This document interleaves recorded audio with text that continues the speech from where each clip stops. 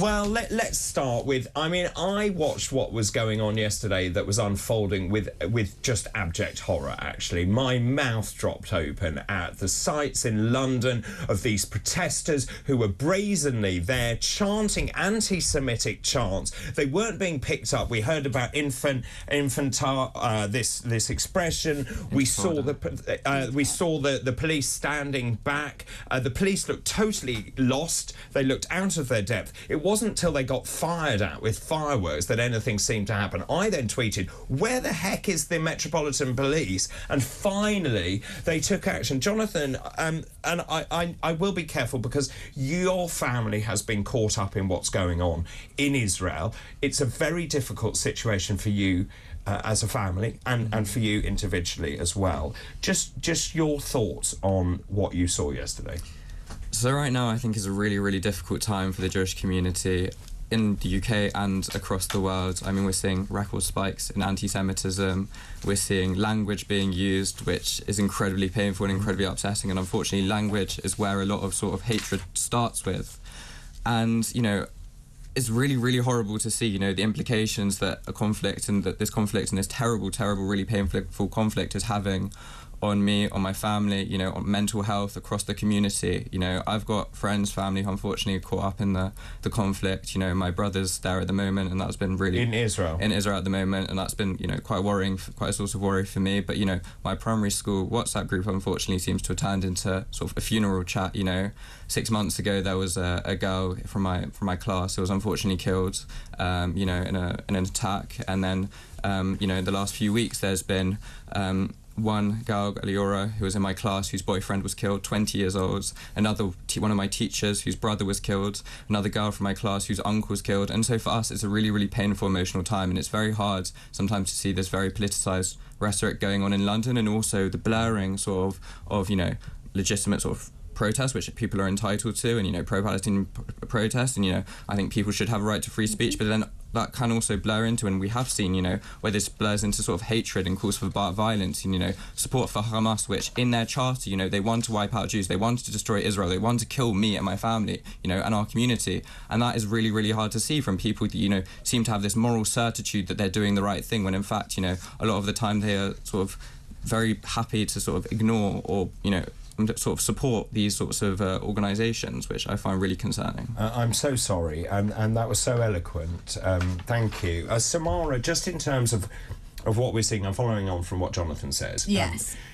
You also have Jewish blood in you, I believe. You're not a practicing Jew. Yeah, no, I do, and I think a lot of people in London are scared right now, and for good reason. I wanted to bring in this so that I get it right, but basically there were placards yesterday depicting a Hamas bulldozer crashing through a security fence, anti-Semitic genocidal slogans being chanted, a woman holding a placard with an image of the Star of David being thrown into a dustbin that said, "Let's keep the world clean," people chanting Hezbollah rants, Israel being more fragile than a spider's web, and then obviously from the river to the sea chants, and people outright chanting jihad yesterday, and 2 people were arrested. 29. When it's gone up to 20. Okay, it's gone up to 29 now, but that's still completely not enough, considering the amount of vitriol and hatred that was sort of just spurred out into London.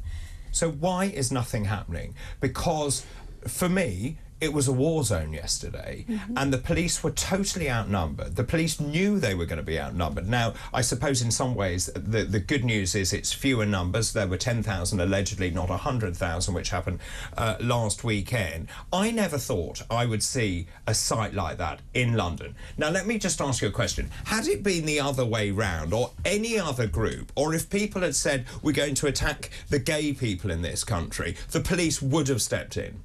Yes, absolutely. I mean, it's crazy how Free Palestine has become a bastion of the left-wing movement. That's, again, something I never would have predicted, considering most of these people get upset if you mispronoun them. But now they're sort of chanting terrorist slogans and on that side. So it is really confusing what's going on. And I live near the Israeli embassy, and there are people basically walking up and down my high street, police officers, with machine guns, and this isn't the country that I signed up to live in. Absolutely not. Or any of us.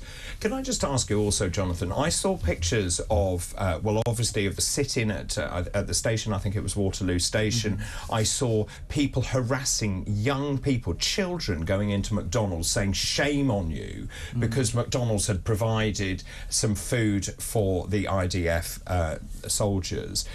And also... we saw veterans, people collecting for the Poppy Appeal, which for Remembrance Sunday, being overwhelmed as they were trying to do that. But also the police fist-bumping people who were marching and then telling people to take Union flags down, and they were asked why, and they said because these people outnumber us.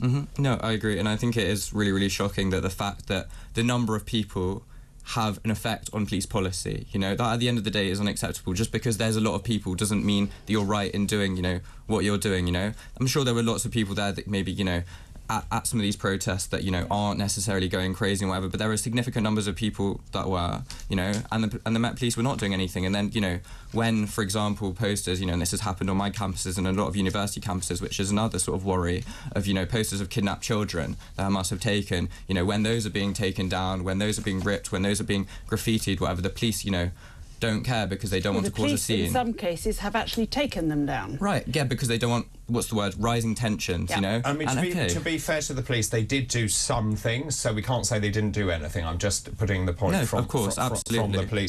But also we saw on the tube people chanting, again, Intifada, on the tube. Now, how? And there was a quote from a Jewish lady on the tube, and she messaged Sadiq Khan saying, how do you expect me to feel as a Jewish woman? Do I feel safe in London? Answer no. Yeah, absolutely. I mean, it's crazy how Sadiq Khan's come out and said... where is Sadiq Khan? He's come out with peace plans for sort of the Middle East and saying he wants a ceasefire and everything. He can't even solve knife crime in his own country, let alone the Middle East. I don't understand where any of this is coming from. I mean, Free Palestine is more like Free Palestine from Hamas. Yes. That's what it should be. And you see, that is, and we've talked about this. Do you think that young people, and they were brazenly attacking the police, do you think these young people who are chanting these things, do they actually understand what they're chanting? Do they, or have they been so brainwashed, or are they caught up in the moment? This is kind of, people are framing it as a Iraq War 2.0 type of thing. It's absolutely not. There was a ceasefire before Hamas came and brutally murdered 1,400 people. They broke the ceasefire. Yes, they broke the ceasefire. So people who are wanting a ceasefire now, I'm not really sure where that's coming from, because it was broken by Hamas. So it's very confusing as to what their terminology is. Now they would say that Israel imposed very harsh sanctions on Gaza, but at the same time a lot of money went into Gaza. We now also know the money was used to build all those tunnels. Billions of pounds that went into Gaza. Now and I completely understand, and I've been accused of being too pro-Israel, I've been accused of being too pro-Palestine, which must mean I must be pretty much on the right track. But just in terms of Israel's response, Jonathon, I totally understand that Israel needs to protect its democratic country. That's absolutely paramount. But in terms of what is now going on, 1 million people, 1.5 million people on the move, Israel now launching its first targeted raid into southern Gaza, the optics of this now don't look good around the world. Are you worried that Israel's going to lose the moral high ground? Oh, absolutely. Look, I spent 6 months working at Haaretz newspaper when I was on my gap year. I am no fan of Bibi Netanyahu whatsoever. I think he's absolutely terrible for Israel, for democracy, for the Palestinians, for peace. I met Palestinians, I worked with, many of them while I was working at this newspaper. My heart bleeds for them, honestly. I met people, and I know people that have, been killed, there, and I worry. I look at the West Bank and what's happening there, and I absolutely worry as well. And I don't think. What is Netanyahu meant to do then? No, but it's a really good point. But why do you think he's failed? Well, to be honest, I don't think he really, cares particularly about promoting peace. I don't think, he needs to... We need to absolutely, Hamas needs to go if we want any future of peace, because they're not interested in it, But my worry is that through employing a heavy-handed response, through not being, careful enough, in the way that we're responding, what it could lead to is just further radicalisation of people. And I worry that, we're going to lose, normalisation relations with, or Israel's going to lose normalisation relations with much of the Arab world. It's going to alienate further countries, and it's going to lead to further polarisation. I don't want further escalation, I don't want that to happen. Samara? What is he meant to do? If he allows a ceasefire, then Hamas will regroup and re-attack and keep going. Okay, They've let me throw back to you. What about the civilians caught up in the middle of this with no food, no water, no power, hospitals where they can't operate, women having caesarean sections with no anaesthesia? It's horrific, but who caused all of this? Hamas. Israel should not be the people that we're blaming in this situation. Isn't Netanyahu partially to blame too, because he failed to secure a two-state solution, that he also was caught off guard? Hamas and Palestine I know does they not reject it. want I'm just a asking. Five times Hamas turned down a two-state solution. So it's not that one hasn't been put to them. We must always also remember that the reason those incubators are running out of electricity and fuel, while Hamas... I know they've got the fuel, 500,000. But what about Israel's behaviour in the West Bank? Yeah, the West Bank is a disaster. Well, they were reclaiming land, weren't they? Yes. So they are... Isn't Netanyahu... Look, they have a role to play in this, but there was a ceasefire, David, and these terrorists crossed the border and murdered innocent people. I think it takes. To be honest, I disagree. I think it takes multiple actors to create peace. I think it takes a responsible, Israeli government. I think it takes responsible Palestinian leadership, and without both, you can't have any option. So let me ask you: is the answer to get rid of Netanyahu? Oh, absolutely, he needs to go. Of course, I think he's quite frankly a disgrace. They were warned about these operations. I think the response that he's employing is allegedly okay, but But he's negotiating with people who don't want to negotiate. So what is he meant to do? What is an appropriate response? So there are more calls, international calls now for a ceasefire. Okay. But would you're saying that he should resist that at all costs? Well, I'm saying he's kind of left with no other choice. He's up against a terrorist organisation. Pause, which is a choice of words. A humanitarian pause. Well, of course, I don't want to see anyone die on either side, but I do just think that the evil devil is not Israel in this situation, like the Palestinian protesters. But neither is it 18-year-old, like half the population are children, you can't, most of these people were not around when Hamas were elected. They had the Gaza Strip since 2005. They could have built their own water, electricity. They could have done, but Jonathan's point... I can never not agree with you more about Hamas. I think they're terrible, completely. They killed my friends, yes, I think they're awful. Well, I think that it's important, though, also not to conflate, just random sort of Palestinian people with Hamas, Sure, there's support, but, we have to be careful in how we approach this. And my point is just because, a ceasefire is not a good solution doesn't there can be a problem and not necessarily good solutions, or nice solutions. What is a good solution? If it isn't a ceasefire, I was about to say, so let's wrap this up just before the break.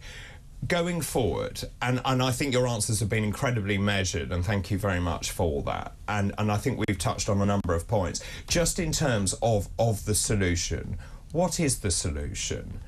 Unfortunately, I don't think there is a good one, I think a ceasefire is a victory for Hamas, I don't think it's a nice solution. So no ceasefire, but is there... But I also, at the same time, worry about them going in to do this because, we've seen the effect of trying to destroy, terrorist organisations with Hamas, with the Taliban. It hasn't necessarily worked, maybe cost a lot of lives on both sides, How many Israeli soldiers do we want to sacrifice? How many, Palestinian innocent lives do we want to sacrifice? It's not necessarily easy either side. And what about the talk of moving people to, say, the Sinai Peninsula, that you then...